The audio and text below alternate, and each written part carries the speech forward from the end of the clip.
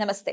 Spiritual, motivation, educational వీటికి సంబంధించి interviews ఇవ్వదలుచుకున్న వాళ్ళు కింద నంబర్కి కాంటాక్ట్ చేయండి. నమస్తే, వెల్కమ్ టు అవర్ ఛానల్. నేను పద్మిని. ప్రస్తుతంతో పాటు ప్రముఖ ఆధ్యాత్మికవేత్త, జ్యోతిష పండితులు, అమ్మవారి సేవకులు, దత్త గణపతి ఉపాసకులు మురళీధర శర్మ గారు మనతో పాటు ఉన్నారు. మాట్లాడదాం. నమస్కారం అండి. మహాదేవ శ్రీమాత్రే నమః. మురళి గారు, ఈ కలియుగంలో చిన్న కష్టం వచ్చినా కూడా దాన్ని చాలా ఎక్కువగా చూడటం, చాలా భూతద్దంలో పెట్టి చూడడం అని అంటూ ఉంటారు కదా. చిన్న కష్టాన్ని కూడా ఘోరమైన కష్టాన్ని అనుభవిస్తున్నాం అని చెప్పేవాళ్ళు ఉంటూ ఉంటారు. అంటే సెన్సిటివ్గా అయిపోయారు. ఎండ్ ఆఫ్ ది డే ఆ కష్టం అనేది మా దరిదాపుల్లో కూడా రావద్దు అన్న థాట్ ప్రాసెస్ ఉంది బ్రెయిన్స్లో. అది కరెక్ట్ కాదు, కానీ అట్లా అలవాటు అయిపోయింది. ఇంకా బ్రెయిన్ ఏమో యాక్సెప్ట్ చేయట్లేదు కష్టాన్ని. ఇది ఘోరమైన కష్టాల నుంచి బయటపడాలి, కష్టం చిన్నదైనా పెద్దదైనప్పటికీ బయటపడాలి అని అంటే ఏం చేయాల్సి ఉంటుంది మురళి గారు? నిత్యము కూడా మన జీవితంలో ఎంతో మందిని మనం చూస్తూ ఉంటాం. ఒకరికి మోసం చేసినటువంటి పరిస్థితి కానీ, లేదా ఒకరికి దానం చేసినటువంటి పరిస్థితి, అంటే దానం చేసేటువంటి వారిని చూస్తూ ఉంటాం, మోసం చేసేటువంటి వారిని చూస్తూ ఉంటాం, అబద్ధం చెప్పేటువంటి వారిని చూస్తూ ఉంటాం. ఇట్లా చాలామందిని, రకరకాలైనటువంటి మనుషులను వారి వారి స్వభావాలకు తగ్గట్టుగా మనం ఎంతోమందిని చూస్తూ ఉంటాం ఇక్కడ. అయితే ఇక్కడ వారి సిచ్యువేషన్ తగ్గట్టుగా ఒకరి ద్వారా బాధపడినారో, లేదా మనసు బాధపడిందో, లేదా మోసపోయారో అనుకున్నాం. ఇక్కడ వారు అనుకుంటారు, ఉదాహరణకు వాడు నాశనమైపోవుగాక కానీ, లేదా వానికి పాపం తగలదా అని కానీ, లేదా నా బాధ వానికి ఏదో సందర్భంలో తగులుతుంది అని. అంటే ఈ మాటలు ఇవన్నీ ఒకానొక సందర్భంలో వారికి తగిలేటువంటి, వారికి ఖచ్చితంగా కూడా తగులుతాయి, వారికి వర్తిస్తాయి. ఆ సమయం వారికి వస్తుంది ఇక్కడ. కానీ ఇక్కడ మెయిన్ లాజిక్ ఏమిటి అంటే ఇప్పటి వరకు ఎవరు చెప్పని విషయం కానీ, లేకుంటే అంటే కరెక్ట్గా అర్థం చేసుకోవాలి. ఏమిటి అంటే, ఇప్పుడు ఒక మనిషి ఉన్నాడు, అతని పేరు ఒక ఏ అనుకున్నాం ఉదాహరణకు. తాను ఒక బి అనేటువంటి వ్యక్తికి ఇబ్బంది చేసి ఉన్నాడు. ఈ బి అనేటువంటి వ్యక్తి ఏను ఎంతగానో తిట్టాడు, ఎంతో తిట్టి ఉన్నాడు. ఇంకేదో నా కర్మ అనుభవిస్తూ నువ్వు ఎన్నడో ఇబ్బందులు పడతావు అది ఇది అని చెప్పి అన్నటువంటి విషయం శాపనార్థాలు పెట్టాడు. అయిపోయింది.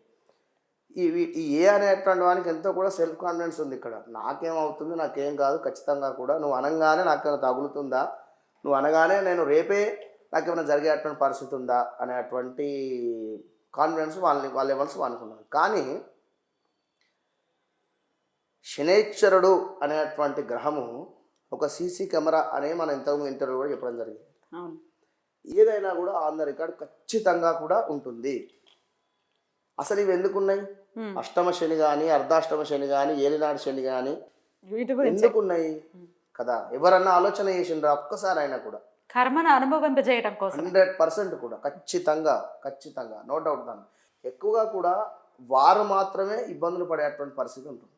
ఇక్కడ వృశ్చిక రాశి వారు కానీ, కర్కాటక రాశి వారు కానీ. ఇప్పుడు మొన్న జనరల్గా ఒక అమ్మ దేవాలయానికి వచ్చింది ఒక ఆమె.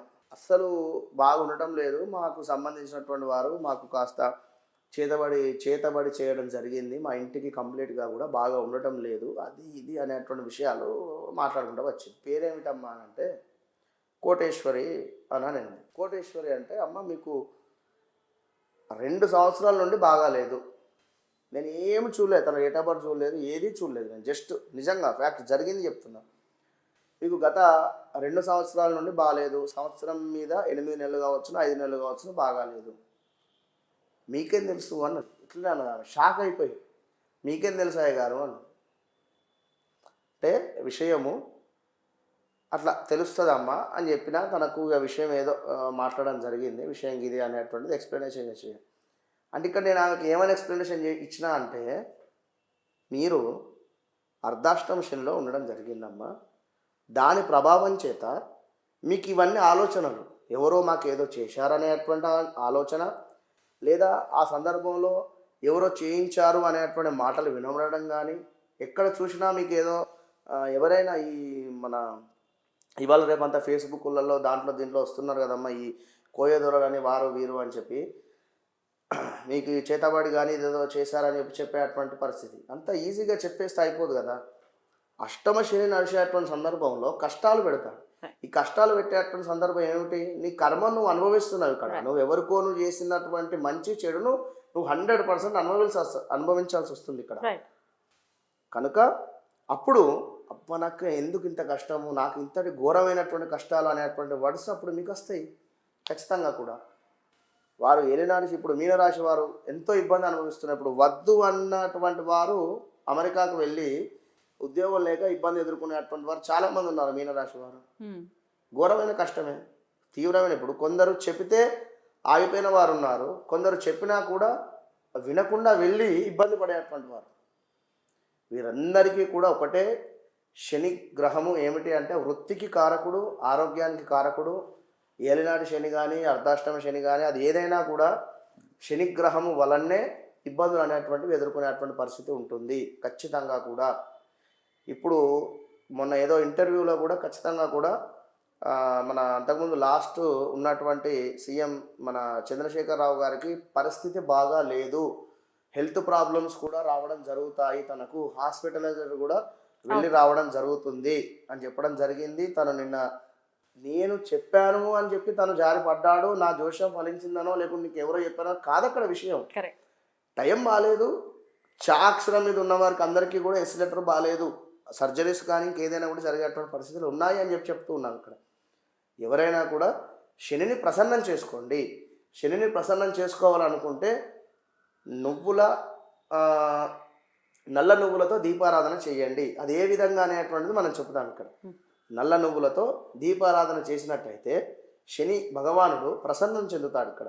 కనుక మీకు జరిగేటువంటి నుండి ఎంతో కొంత మీరు ఖచ్చితంగా రిలీఫ్ ఉండేటువంటి పరిస్థితి ఉంటుంది. ఎలా చేయాలండి దీపం? శనివారం రోజు మనకు సూర్యాస్తమయంలో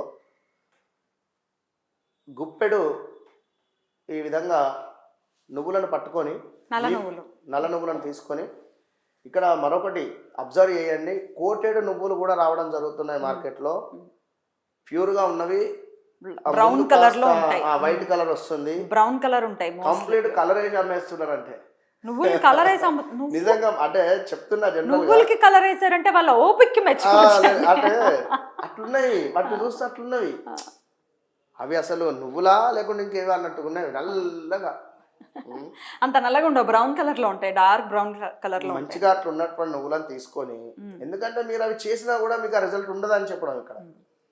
చక్కటి నువ్వులను తీసుకొని చక్కగా కూడా గుప్పెట్లో పట్టుకొని మీకు ఉన్నటువంటి తీవ్రమైనటువంటి కోరిక కానీ లేదా అది ఏదైతే ఉందో బాధ మనసులో ఖచ్చితంగా కూడా పదే ఒక 11 సార్లు అనుకొని ఒక బ్లాక్ కలర్ క్లాత్లో ఆ యొక్క మన నువ్వులను వేయండి.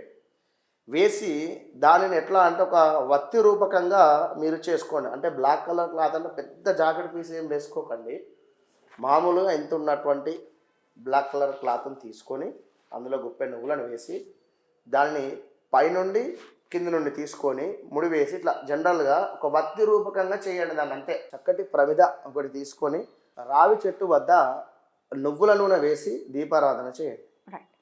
ఇది ఎప్పుడు? శనివారం సూర్యాస్తమయంలో ఖచ్చితంగా కూడా రావి చెట్టు వద్ద మీరు చేయండి. 100% ఒక్కసారి చేయండి సరిపోతుంది. ఒక్కసారి చేస్తే మీకు 11 రోజుల నుండి 21 రోజులలో ఎంతో కొంత మార్పు ఖచ్చితంగా కనబడుతుంది. కాళ్ళ నొప్పులు ఉన్నాయి గురువు గారు, లేదా కాళ్ళకు సంబంధించి ఊరికే పదే దెబ్బలు తగులుతున్నాయని కానీ, లేకుంటే బాడీ లేజినెస్ అయిపోయింది, చేతన కావటం లేదు, అంటే ఓపిక ఉండటం లేదు అనేటువంటి వారు మీరు ఈ విధమైనటువంటి పరిహారం చేయండి. ఇది తాంత్రిక పరిహారం అనేటువంటి పుస్తకంలో మనకు మెన్షన్ చేయబడింది కనుక మీరు ఖచ్చితంగా కూడా చేసుకోండి, మంచి ఫలితం ఉంటుంది. నువ్వుల నూనె వేసి మనం దీపారాధన చేస్తాం. రైట్ అండి, చాలా బ్యూటిఫుల్గా తెలియజేశారు. డెఫినెట్గా ఇది హెల్ప్ అవుతుంది. ఈ రావి చెట్టు దగ్గర చేసేటటువంటి సేవ కూడా చాలాసార్లు చెప్పున్నారు మీరు. డెఫినెట్గా ఈ ఘోర కష్టాల నుంచి బయటపడటం కోసం ఈ దీపారాధన ఖచ్చితంగా చేసుకుని ఆ కష్టాల నుంచి మన వాళ్ళు బయటపడాలని మనస్ఫూర్తిగా కోరుకుంటూ థ్యాంక్ యూ సో మచ్ అండి. నమస్తే.